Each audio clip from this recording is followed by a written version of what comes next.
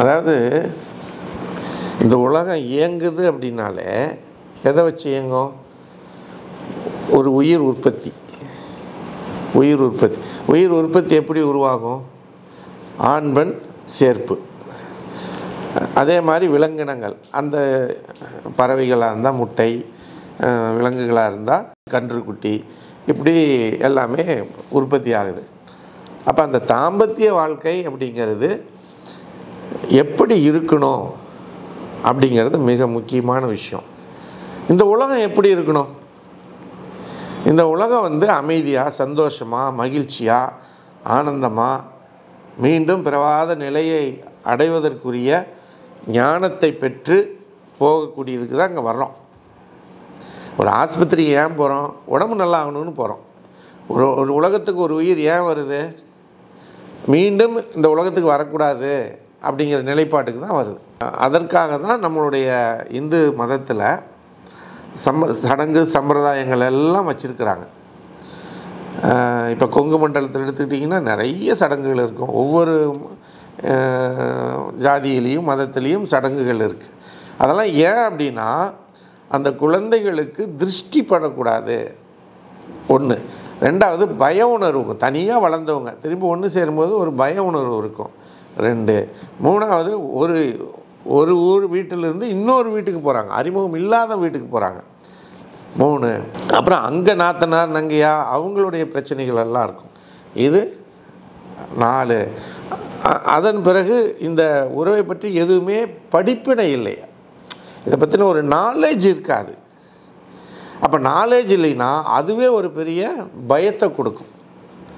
So இப்போ இவ்வளவு பிரச்சனைகளுக்கு இடையில் பய உணர்வில் அந்த தாம்பத்திய ஏன்னா ஹார்மோன்ஸினுடைய உடல் உற்பத்தி அது என்ன ஆகும்? தன்னை மீறியே அது நடக்கும். எப்படி மகரந்த சேர்க்கை நடக்குதோ அது மாதிரி ஆண் பெண் இணையும் பொழுது, சேரும் பொழுது, அதுக்குன்னு திருமணம் எல்லாம் பண்ணோன்னா அது நடக்கத்தான் செய்யும். அப்போ அப்படி நடக்கின்ற பொழுது எப்படி அந்த தாம்பத்திய உறவு இருக்கணும் அப்படிங்கிறத காமசூத்திரம் அது வழியாக நம்ம முன்னோர்கள் நமக்கு சொல்லியிருக்கிறாங்க. அதுதான் சாந்தி முகூர்த்தம். அதனால தான் இது பண்ணுறாங்க. ஏன்னா நாள், நட்சத்திரம், டைம் எல்லாம் பார்த்து. ஏன்னா அசுரகுணம், தேவகுணம் அப்படின்னு 2 இருக்குது. அசுரர்கள், தேவர்கள்.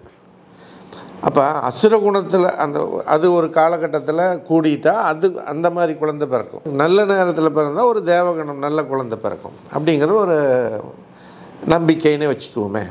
ஆனால் உண்மை அதுதான். அதில் ஒன்றும் மாற்றம் இல்லை. அப்போ அதுக்காக தான் அந்த சாந்தி முகூர்த்தம் பார்த்து எல்லாரும் பல விஷயங்களையெல்லாம் அந்த முன்னோர்கள் பெரியவங்க, பாட்டி இவங்கெல்லாம் சொல்லுவாங்க.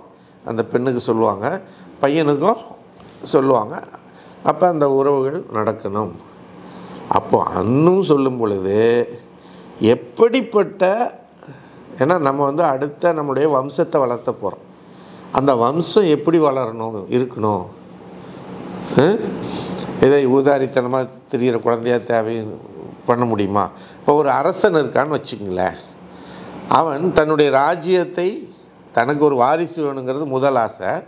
2வது, அந்த வாரிசு ஆணாக இருக்கணும் அப்படிங்கிறது 2வது ஆசையாக இருக்கும். 3வது, அவன் ஒரு பெரிய வீரனாக வரணும், பலசாலியாக வரணும் அப்படிங்கிறது.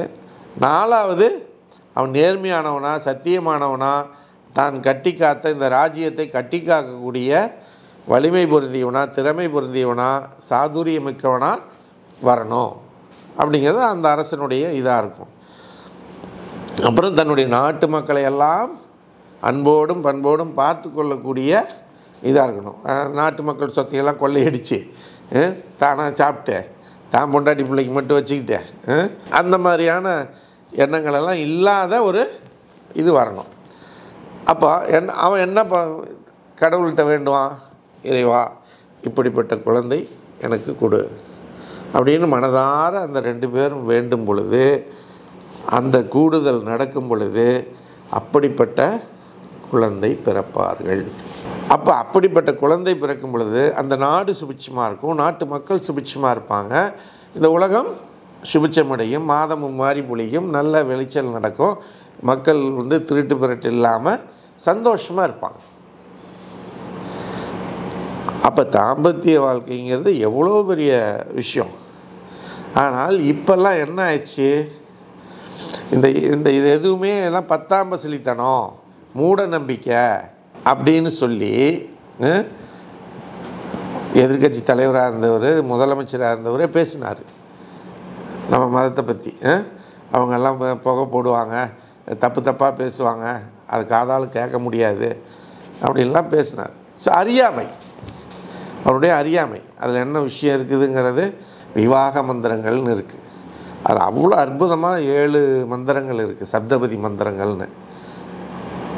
ஸோ அந்த மந்திரங்களில் அவ்வளோ எப்படி ஒரு குடும்பம் கலையாமல் காலம் வரைக்கும் வாழணும் அப்படின்னு. அதில் ஒரு விஷயம் சொல்லுவாங்க, 5வது மந்திரமோ 6வது மந்திரமோ, என் உடல்நிலை பாதிக்கப்பட்டாலோ அல்லது உன் உடல்நிலை பாதிக்கப்பட்டாலோ உன்னை விட்டு விலகாமல் உன்னை அந்த நிலையிலிருந்து மீட்டெடுப்பதற்கு உனக்கு உறுதுணையாக இருப்பேன் அப்படின்னு சபதம் பண்ணுறாங்க.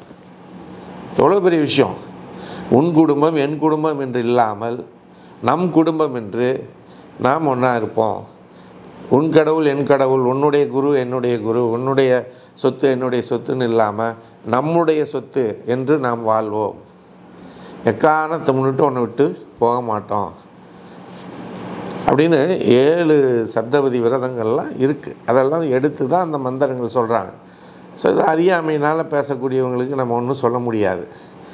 அல்ல அறிந்தும் அறியாத மாதிரி பேசலாம். ஸோ இப்போ அதை விட்டுறலாம். அப்போது இந்த தாம்பத்திய உறவு தான் மேலோங்கின ஒரு இல்லற வாழ்க்கையில் மேலோங்கின ஒரு விஷயம். எதுனா சமைக்கிறது, சாப்பாடு போடுறது, துணி துவைக்கிறது, கூடிய ஒரு வீட்டுக்கு போகிறது, நகை நட்டு போட்டுக்கிறது, இது எல்லாம் தாண்டி 2 பேருடைய ஈருடல் ஓர் உயிர் போல் அந்த உறவு, தாம்பத்திய உறவு சுமூகமாக இருக்கணும். 2 பேரும் திருப்தி அடையணும். அதுக்காக தான் நம்ம பஞ்சாங்கம்லாம் பார்க்குறாங்க, ஜாதகம் பார்க்குறாங்க, அதில் பொருத்தங்கள் பார்க்குறாங்க. அந்த பொருத்தங்களில் நீங்கள் பார்த்தீங்கனாலே அந்த வசிய பொருத்தம் இருக்குதா, யோனி பொருத்தம் இருக்குதா, மாங்கல்ய பொருத்தம் எல்லாமே பார்ப்பாங்க. ஸோ அப்போ அதெல்லாம் இருந்து கல்யாணம் பண்ணும் பொழுது அவங்களுடைய குடும்ப இது நல்லாயிருக்கும், அவங்க பிரியாமல் இருப்பாங்க அப்படிங்கிறது. அந்த இதில் இன்றைக்கி பார்த்திங்கன்னா பல பிரச்சனைகள் ஏற்படுது. ஏன் ஏற்படுது? அடிப்படையில் இந்த நாலேஜ் இல்லை, ஒன்று. 2வது கற்பனை உலகம் அதிகமாகிடுச்சு. அவங்க கற்பனையெல்லாம் ஐஸ்வர்யா ராய், சிம்ரனு, இப்போ லேட்டஸ்ட்டாக திரிசா, தம்மண்ணா, இப்படிப்பட்ட ஆண்களுக்கு இப்படிப்பட்டவர்களும், பெண்களுக்கு விஜய், அஜய், குஜைன்னு இப்படியெல்லாம் அவங்க கற்பனை உலகத்தில் வாழ ஆரம்பிச்சிட்டாங்க. கற்பனை உலகத்தில் இருக்கக்கூடிய தங்கள் வச்சிருக்கிற அந்த கணவரையும் நிஜத்தில் இருக்கிற கணவன் ஒன்றாக முடியுமா? ஏன் மௌலீஸ்வரன், அது ஆக முடியுமா? முடியாது இல்லையா? அப்போ என்னென்னா நிஜத்தை ஏற்றுக்கொண்டு வாழ ஆரம்பிக்கணும். அந்த கற்பனை இருக்கிறது தப்பு இல்லை, ஆனால் கற்பனையிலேயே வாழ்கிறது தப்பு. அப்துல் கலாம் தான் சொல்லுவார், கற்பனை செய், கனவு கான் அப்படின்னு சொல்லுவார். தவறில்லை, ஆனால் கனவுலேயே வாழ்வது, கனவை நினைவாக்கிறதுக்கு முயற்சி பண்ணணும். அப்போ அந்த உறவு முறைகளில் அது வரணும். இப்போ அதில் நமக்கு நிறைய கூறுகள் இருக்குது. என்னென்ன கூறுகள் இருக்குது? உணவுகள், பார்க்குற படம், டிவி, சினிமா, இன்டர்நெட்டு, மீடியா, ஹோர்டிங்ஸு, விளம்பரங்கள், பத்திரிகைகள், ஃப்ரெண்ட்ஸுங்க பேசுகிறது. அவன் எதுவுமே செஞ்சிருக்க மாட்டானுங்க, அவன் அள்ளி விடுவான் அப்படி ஒரு கற்பனை கதையை. அதை கேட்டுட்டு இவன் எழுந்திரிச்சு ஓடுவான். நடக்குமா? ஸோ இப்போ இந்த இடத்துல தான் 2 ஆணும் பெண்ணும் அவங்களுடைய சாட்டிஸ்ஃபேக்ஷனை தெளிவாக உணர்ந்துட்டு கேட்கலாம். என்னப்பா திருப்தியாக இருக்கா, சந்தோஷமாக இருக்கா? தன்னுடைய மனைவியிடம், தன்னுடைய கணவனிடம் கேட்குறதுல என்ன தப்பு? பெண்கள் நிச்சயமாக எனக்கு தெரிஞ்சு பெண்கள் பெருசாக காமிச்சிக்க மாட்டாங்க. ஆண்கள் ஆகும்னு எல்லாம் பேசுவாங்க, ஆனால் பெண்கள் காண்பித்து கொள்ள மாட்டார்கள். ஆனாலும் அவர்களும் மனிதர்கள் தான், அவர்களுக்குள்ளும் ரசாயன மாற்றங்கள் நடக்குது. அந்த ரசாயன மாற்றத்தில் அவங்க எடுக்கக்கூடிய உணவு, பார்க்கக்கூடிய இதுலேயோ கெமிக்கல்ஸ் அதிகமாக உற்பத்தி ஆகும் பொழுது சில உணர்ச்சிகள், உணர்வுகள் அதிகமாகலாம். அப்படி அதிகமாகிற நிலையில் அதற்கான சரியான மருந்து அவங்க எடுக்கும் பொழுது என்ன ஆகும்? வாழ்க்கை நார்மல் நிலைக்கு வந்துடுவாங்க. நார்மலான வாழ்க்கை, இயற்கையான வாழ்க்கை நடக்கும். அதனால் தாம்பத்திய வாழ்க்கையில் எப்போ ஒருவன் ஃபெயிலியர் ஆகணும், எப்போ ஒரு பெண் ஃபெயிலியர் ஆகலாரோ அந்த குடும்பம் நிலைக்காது, 2 விட்டு போயிடும். அது 2 குழந்தை 3 குழந்தைக்கு பிறகு கூட அது நடக்கும். இன்றைக்கெல்லாம் நிறைய பார்க்குறோம், டைவர்ஸ் கேஸ் தான் அதிகமாக இருக்குது. அதனால் அவங்க எதிர்பார்த்த கற்பனை உலகத்தில் வாழ்கிறாங்க, அதை வாழக்கூடாது.